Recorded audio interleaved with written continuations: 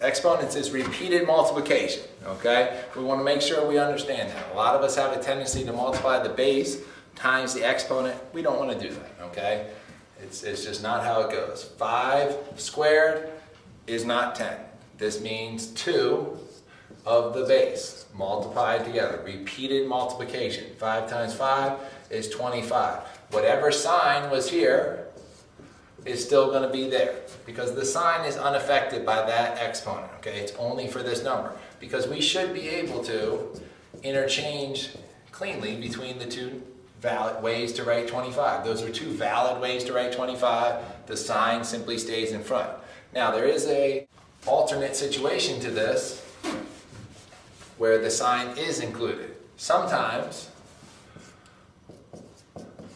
we'll have a number in the parentheses. In this case, it's a -5, okay? Well, this is saying to square the parentheses. It's saying 2 of whatever is here. So let's go ahead and write that for ourselves. If we have -5 times -5, the two parentheses, even without the multiplication sign between, we know that a parenthesis implies multiplication anyway. So when we multiply these two, we know it's going to be the 5. But what's important is to realize that those signs came along because this said 2 of whatever was in the parentheses, okay? And we're going to go ahead and show that that was a positive. But the trick is, we didn't multiply out of the parenthesis yet. So that parenthesis is still there. It's waiting for this 1 to let it out. So, think of him as having lifted a couple weights while he was locked up. He was putting the time to good use. There he is, a little bulkier, a little stronger, but he's still being guarded by that 1, and he'll be multiplied out after he's finished, okay? Some key ideas there. So the exponent implies repeated multiplication. Now, another type of exponent is the square root, okay? Square roots are just like exponents. When we see this really means 4 to the half power, okay? We don't need to use it in this way, but just remember, these are exponents, okay? So let's take a look at a couple different examples here, all right? 4 squared, okay? It's a +4. We know that positive's just out in front. What's it saying 2 of? 2 of the base. 4 times 4. The positive's waiting for the answer is 16. Positive 16. Not 8, not 4 times 2. Repeated multiplication of the base. 4 times 4 is 16. All right, the next one was our 5 to the 3rd. 5 cubed, okay? Cubed and squared are two ideas you really need to make sure you understand. Squared is an exponent 2. Cubed is the exponent 3. This would be a positive in front, just waiting for the answer. This is saying 3 of the base. So 5 times 5 times 5, repeated multiplication. If we have more than one multiplication, we work left to right, just like back with expressions. So 25 times 5, 5 times 20 is 100, or 5 times 2 is 10, so 5 times 20 is 100. 5 times 5 is 25, so 125. So we know our answer is positive 125, okay?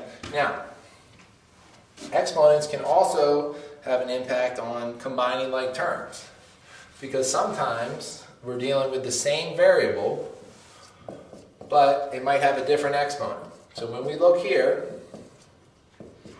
at this situation, these x's are being squared. This x is really to the first power. We don't usually put it because if we know we have 1x or nx, we have 1, so we kind of leave that off, but that is the first power there.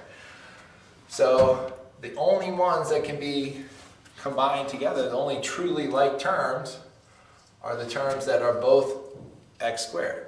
So this +5 joins with this +3x, that would be +8x squared, +2x. I can't go any further because these variables and their exponent are not exactly identical. They have to be identical to be joined together, okay? They have to be like terms, all right? Now, another idea that you have when you get to exponents are the exponent laws, okay? There's 3 laws of exponents. If we're multiplying like bases, say 4 squared times 4 cubed, the bases are the same. Well, I could write this out. There's 2 of those, there's that multiplication sign, there's 3 of those, and say to myself, there's 5 4s being multiplied repeatedly, so that would be 4 to the 5th, but hopefully we'll be able to shortcut that and say, if I combine those two together, 2 and 3 would make 5, and we can skip this step, Okay, understand that when you multiply like bases, just join the exponents together. Okay, positive 2, positive 3 makes positive 5. Now, since we know division is the opposite of multiplication, when we're dividing, we're going to battle the exponents. Okay, kind of makes sense. Multiplication, division are opposites, join, battle, they're opposites. So here we can even write this as a fraction if we wanted. Okay, clearly the top's going to win. There's 6 4s up top, there's only 2 4s at the bottom. Another way you can think about it, okay?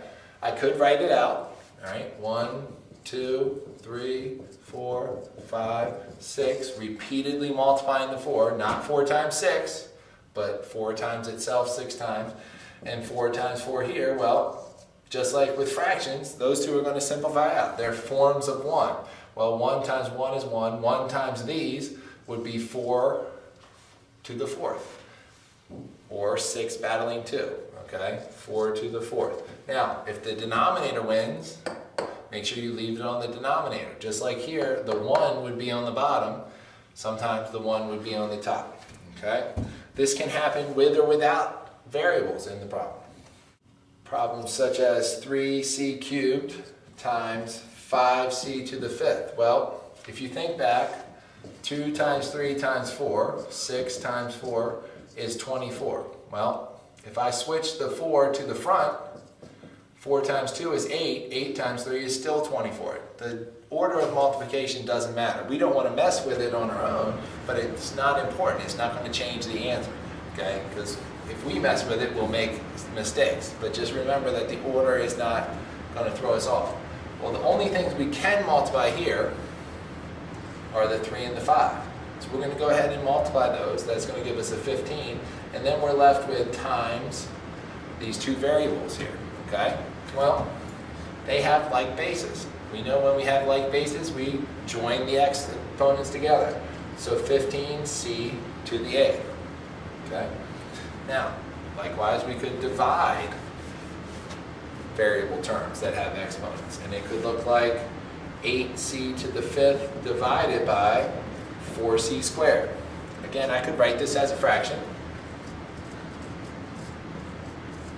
Okay, there's 8 over 4. I know I simplify that. Okay, it's in fractional form, 8 and 4. It's multiplication. There's multiplication there. They're factors. Good to go.